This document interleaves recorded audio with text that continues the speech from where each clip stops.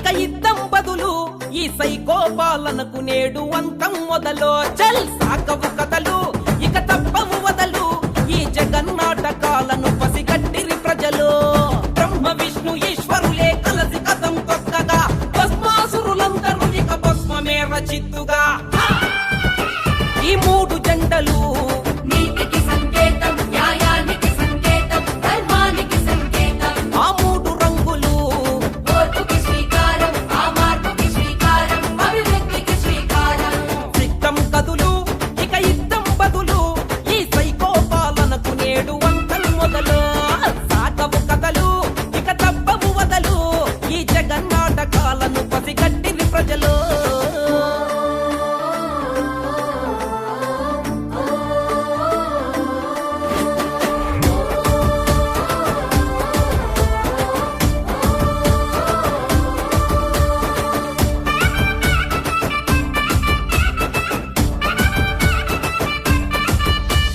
లక్ష కోట్లు చేసావు అప్పులు, జగను, ఆ లెక్క పెడితే చాలవు నీ తప్పులు. జగను, చేత కాని మాటలే నీ గొప్పలు, జగను, ఆ ఇకపైన ఉడకవు నీ పప్పులు.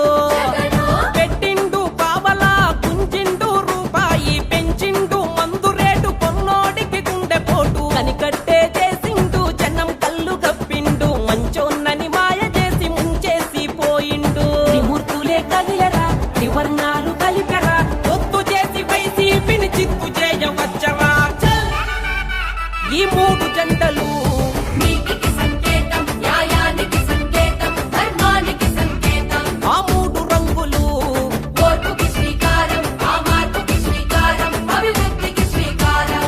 సిద్ధం కదులు ఇక యుద్ధం బదులు, ఈ సైకో పాలనకు నేడు అంతం మొదలు. ఇప్పటికే మీ ఊరు చాలా సార్లు వచ్చాను. అలాగే మొన్న మీ పొలాలన్నీ మునిగిపోయినప్పుడు రోడ్ల మీద పారుతూ ఉన్నాయి నీరంతా కూడా.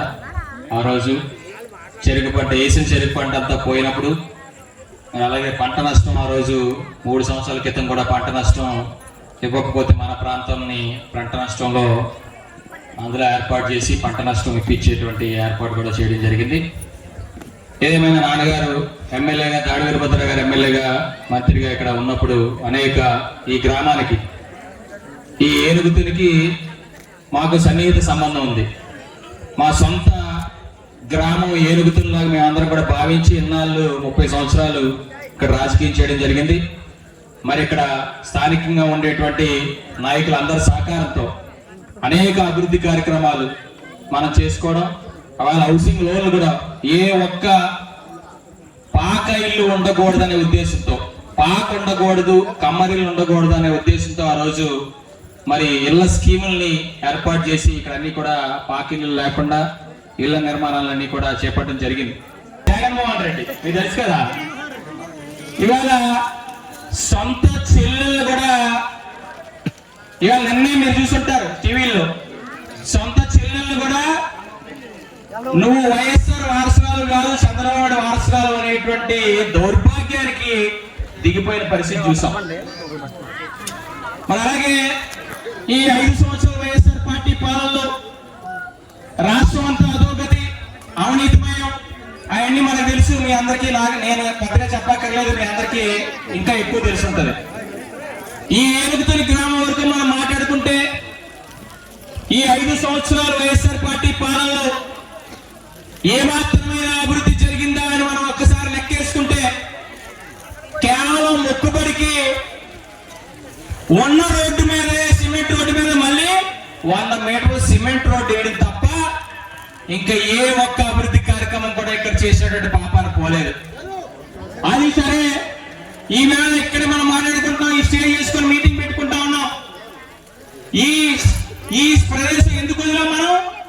ఒక కళ్యాణ మండపం కట్టుకోవాలని. ఈ కళ్యాణ మండపానికి కూడా ఒక ప్రైవేట్ కంపెనీ దగ్గర 40 లక్షలు తీసుకున్నారు. 40 లక్షలు తీసుకుని ఇక్కడ శంకుస్థాపన చేశారు, అలకేసుకున్నారు. 40 లక్షలు తీసుకున్నటువంటి డబ్బు ఏమైందో తెలియదు. ఇక్కడ కళ్యాణ మండపం కూడా రాలేదు. మరి డబ్బులన్నీ ఎక్కడ పోయామో, ఏ నాయకుడు తిన్నాడు? అది నీ సొంత డబ్బులా, ప్రభుత్వ లేదా ప్రభుత్వ నిధులు కాదు, ఒక ప్రైవేట్ కంపెనీ దగ్గర నుంచి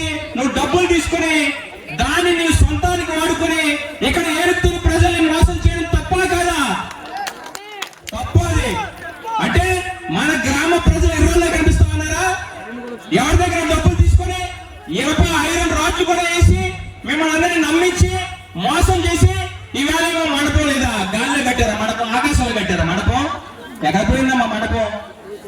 మరి ఇవాళ అక్కడ మన ఊరు చివర మన కళ్యాణ మండపం, చిన్న మండపం ఆ రోజుల్లో కడితే దానికి స్లాబ్ వేసుకుంటే దాని చుట్టూతా గోడలు కట్టడానికి 11 లక్షల రూపాయల.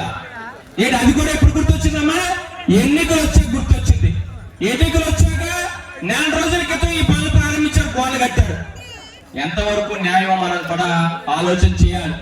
అంతకన్నా ఘోరం అన్యాయం ఏనుగుతున్న ప్రజలకు జరిగింది. ఏంటో తెలుసా మీ అందరికీ?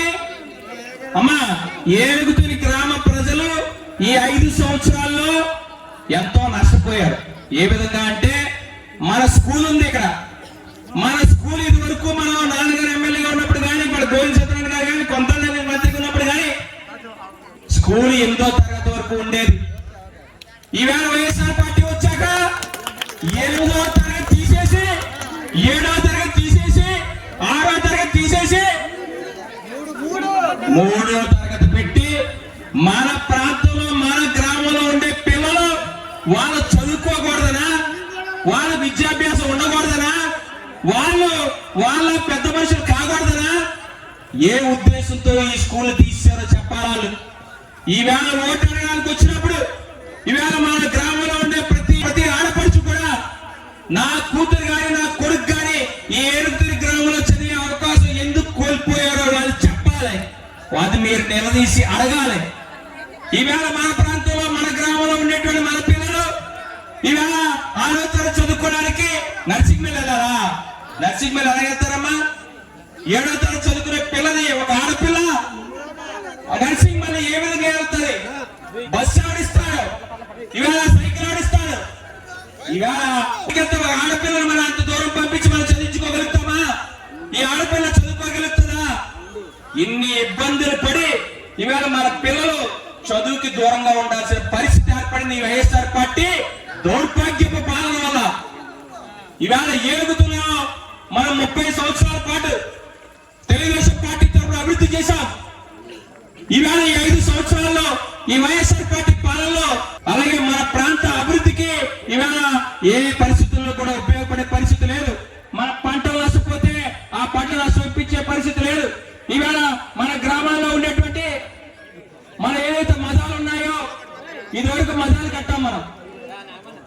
ఆ వర్షం పడితే ఇదివరకు మదాల ద్వారా ఇవాళ నీరుని మన ప్రాంతానికి రాకుండా మన పంట పొలం కాకుండా మనం దాన్ని రిజర్వాయర్ పెట్టి ఆపుకునే వాళ్ళం.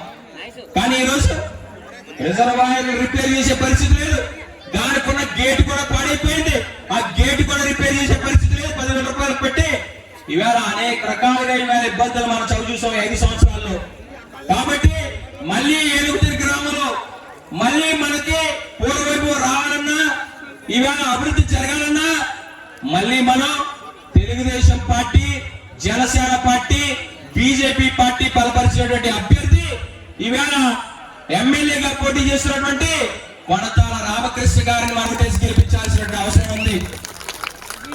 అదేవిధంగా ఎంపీ అభ్యర్థిగా తెలుగువాడైనటువంటి మన సీఎం రమేష్ గారు ఎంపీగా పోటీ చేస్తా ఉన్నారు బీజేపీ పార్టీ తరఫున. బీజేపీ పార్టీ అంటే ఏంటమ్మా? నరేంద్ర మోడీ గారు ఇవాళ ప్రధానమంత్రిగా అనేక సంక్షేమ పథకాలు అందిస్తా ఉన్నారు. కసింకోట మండలం గాని, అనకాపల్లి నియోజకవర్గంలో గాని మిగతా అన్ని గ్రామాల్లో జగనన్న ఇళ్ల కాలనీలు ఆ ఊర్లోనే ఇస్తే ఏనుగుతుని ప్రజలకు మాత్రం ఎక్కడిచ్చారు? ఎంజీ పాలలో లోపల పాలన ఇస్తారా? అంటే ఆ కొండ మీదకి వెళ్ళి మనందరూ ఉండాలా? దారి తిన్ను లేని చోట మన ఇల్లు కట్టుకోవాలా? ఇది ఏమైనా సమంజసమేనా? సబువేనా? ఇది మనందరం ఆలోచన చేయాలి. అంటే ఏంటి? మన 5 సంవత్సరాల్లో ప్రతి చోట కూడా ఇల్లులు కట్టుకొని ఆనందంగా ఉంటే ఇక్కడ మాత్రం మన ఏనుగుతుని గ్రామంలో మనకి ఇల్లులు రాకుండా, మన ప్రాంతంలో ఇల్లులు ఇవ్వకుండా ఎక్కడో బయట ఇచ్చారు. రేపు తెలుగుదేశం పార్టీ అధికారంలోకి వచ్చిన తర్వాత మళ్ళీ ఏనుగుతుని గ్రామంలో మీ అందరికీ కూడా ఏనుగుతుని గ్రామాల సరిహద్దుల్లోనే మీ అందరికీ పక్కా గృహ నిర్మాణం చేసే ఏర్పాటు చేస్తామని సందర్భంగా తెలియజేసుకుంటా ఉన్నాను. అదేవిధంగా ఇదే ప్రాంతంలో ఇదే ప్లేస్ లో రేపు మళ్ళీ మన తెలుగుదేశం పార్టీ తరఫున పవన్ కళ్యాణ్ గారి మద్దతుతో చంద్రబాబు నాయుడు గారు ముఖ్యమంత్రి అయిన తర్వాత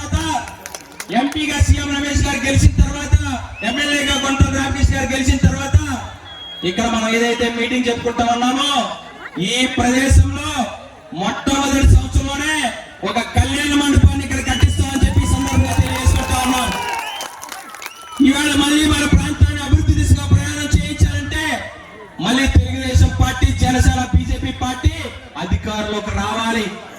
ఈవేళ మనందరం కూడా సైకిల్ గుర్తుండదమ్మా. ఈసారి సైకిల్ కి బదులుగా ఇవాళ గాజు గ్లాస్ ఓటేయాలి. ఒక ఓటు, రెండో ఓటేమో కమలం గుర్తుకు ఓటేయాలి. కాబట్టి ఈ రెండు గుర్తులకి మనం ఓటేస్తే తప్పకుండా మన ఏనుగుదిని ప్రాంతంలో మేమందరం కలిసికట్టుగా ఉండి ఈ ప్రాంతాన్ని అభివృద్ధి చేసే దిశగా తప్పకుండా ప్రయత్నం చేస్తామని ఇవాళ సీఎం రమేష్ గారు అబ్బాయి ఇవాళ రిత్విక్ ఈవేళ ఈయన ప్రత్యేకంగా మన అనకాపల్లి ప్రజలకందరికీ అందుబాటులో ఉండడానికి వాళ్ళ కుటుంబం అంతా కూడా రమేష్ గారి భార్య, రమేష్ గారి తమ్ముడు, రమేష్ గారి అన్నయ్య, రమేష్ గారి అబ్బాయి కూడా వారి కోడలతో సైతం ఇక్కడ మన ప్రాంతంలో సేవలు అందించడానికి వచ్చారు. కాబట్టి వారందరినీ ఆశీర్వదించి మళ్ళీ మన కేంద్ర ప్రభుత్వం నుంచి కూడా నిధులు రావాలంటే ఇవాళ సీఎం రమేష్ గారిని గెలిపించుకోవాలి. రాష్ట్ర ప్రభుత్వం ద్వారా అభివృద్ధి చేసుకోవాలంటే వంతాల రామకృష్ణ గారిని గెలిపించుకోవాలి. కాబట్టి మరొకసారి మరి ఈ ప్రాంతంలో ఎంతసేపు అయినా కూడా మీ అందరూ కూడా అక్కచెల్లెలు అలాగే అన్నదమ్ములందరూ కూడా ఇక్కడ ఉన్నందుకు మరొకసారి ప్రత్యేకంగా మీ అందరికీ కృతజ్ఞతలు తెలియజేసుకుంటూ